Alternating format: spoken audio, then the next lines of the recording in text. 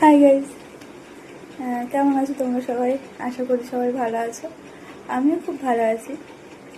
আমাদের এখানে বাসন্তী পুজো হচ্ছে, এখন পাঠ হচ্ছে সন্ধ্যাবেলা।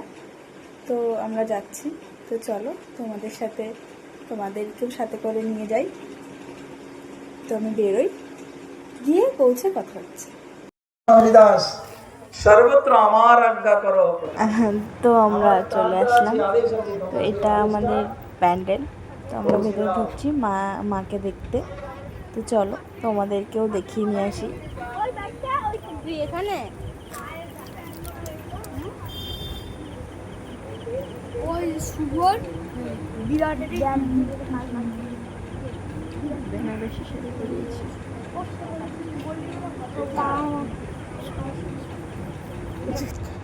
তারপর পাঠ শুরু হয়ে গেল। সনাতন ধর্ম দেহ মনের ধর্ম নয়, সনাতন ধর্ম আত্মার ধর্ম। তো তোমরাও আত্মার ধর্মটা কি? আত্মার ধর্ম হচ্ছে ভক্তি। সুতরাং সেই ভক্তি কৃষ্ণেতেই প্রযুক্ত। কৃষ্ণে ভক্তি কইলে সর্বকর্মকৃত হয়। অতএব দীক্ষা মানে দিব্য জ্ঞান লাভ হওয়া।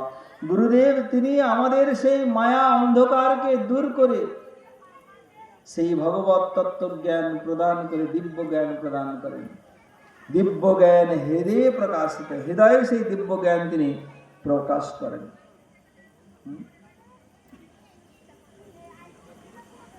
অতএব সাধুর চরণাশ্রয়।